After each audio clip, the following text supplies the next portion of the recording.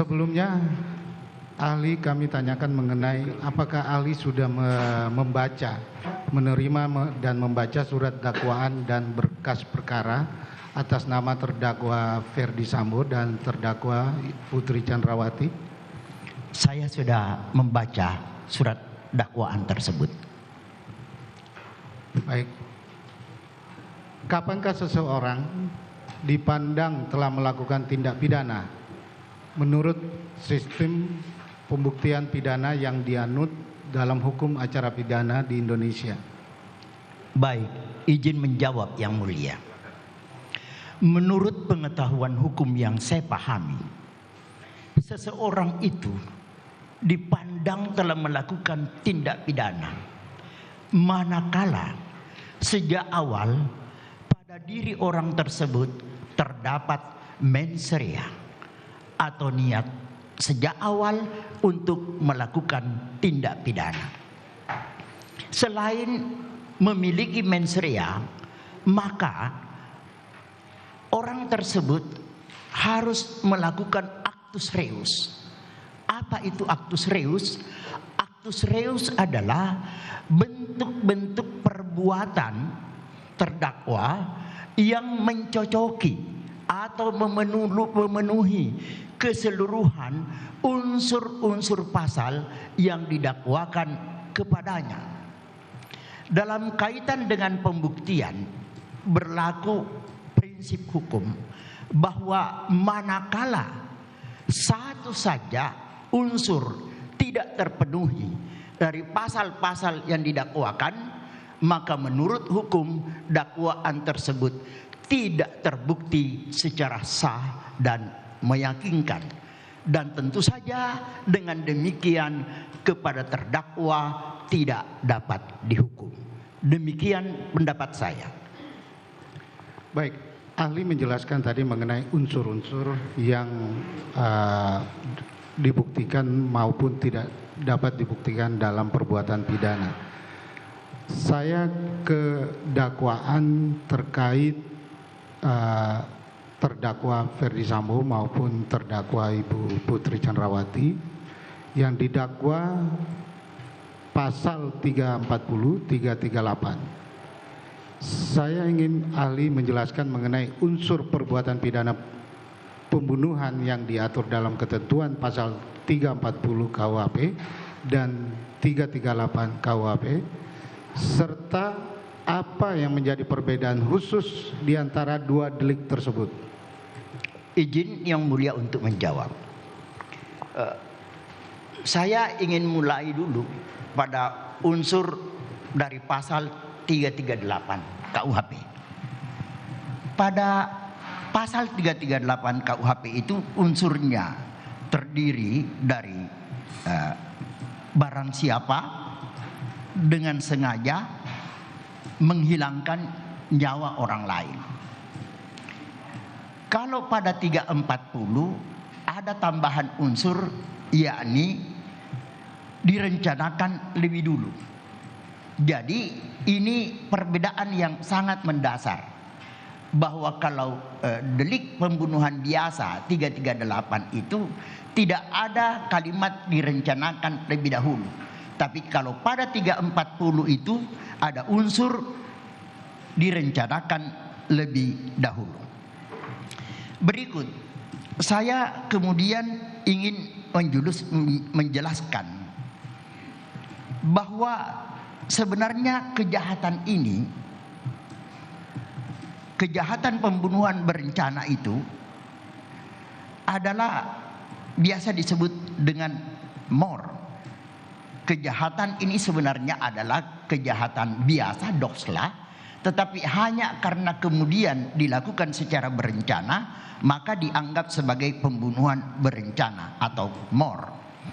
Lalu kemudian yang unsur esensial yang membedakan di sini, karena pada pasal 340 itu perbuatan pembunuhan harus dilakukan dengan direncanakan terlebih dahulu. Maka sebenarnya apa maksud atau makna yuridis, makna hukum dari unsur pasal direncanakan lebih dahulu yang biasa disebut dengan Voorbaden Raad. Di situ untuk dikatakan direncanakan lebih dahulu harus ada waktu antara niat untuk melakukan perbuatan pidana itu dengan pelaksanaannya harus ada waktu. Dan waktu ini ya, di samping waktu ini harus ada antara niat untuk melakukan perbuatan tindak pidana pembunuhan dan pelaksanaannya, waktu ini pula kemudian disyaratkan bahwa waktu ini tidak juga boleh terlalu singkat, tetapi juga tidak terlalu lama. Kalau kita baca berbagai referensi hukum pidana itu, tetapi tidak terlalu singkat dan tidak terlalu lama. Tetapi yang penting ada waktu untuk berpikir bagi pelaku tindak pidana untuk memikirkan dengan cara bagaimana perbuatan pidana pembunuhan itu dilakukan dan di mana akan dilakukan. Dan kemudian pada diri pelaku itu harus ada satu keadaan ketenangan, ya, berpikir dengan tenang, ada satu ketenangan. Khusus berkait menyangkut dalam kasus ini, perkenankan saya mengemukakan bahwa kalau syarat pasal ini, pembunuhan berencana ini mengisyaratkan harus ada waktu dan di mana pelakunya dapat berpikir dengan tenang, memikirkan bagaimana cara perbuatan itu dilakukan dan di mana dilakukan. Yang menjadi pertanyaan di dalam pemeriksaan perkara ini adalah terdakwa FS ini mendapatkan pemberitahuan dari istrinya bahwa izin yang mulia, keberatan karena sudah menyangkut fakta. Ahli ini kan ahli tidak langsung, harusnya ilustrasi tidak boleh menyangkut fakta secara langsung yang mulia. Jadi kami keberatan. Ya, silakan dilanjut mengenai itu. Karena tadi pertanyaannya adalah seputar BAP. Seputar dakwaan. Mulia. Dakwaan, oke. Jadi ini silakan langsung ke fakta.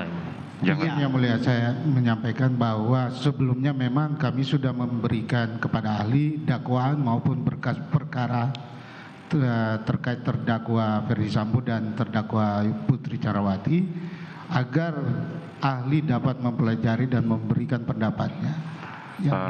Saudara jaksa penuntut umum, ahli ini dihadirkan oleh terdakwa dalam kaitannya adalah untuk mendengarkan. Biarkan nanti kita tanggapi dalam tuntutan aja. Ya, silakan. Lanjutkan, saudara. Ya, baik, terima kasih yang mulia. Majelis Hakim yang mulia, yang amat sangat saya hormati, izinkan saya untuk mengemukakan pendapat hukum saya sesuai kedudukan sebagai ahli. Soal nantinya silakan para pihak penuntut umum, penasehat hukum menilainya.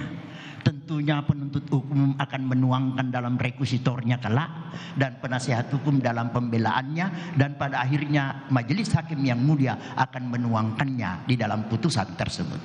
Baik, lanjutkan. Baik, terima kasih yang mulia. Tadi saya terpotong oleh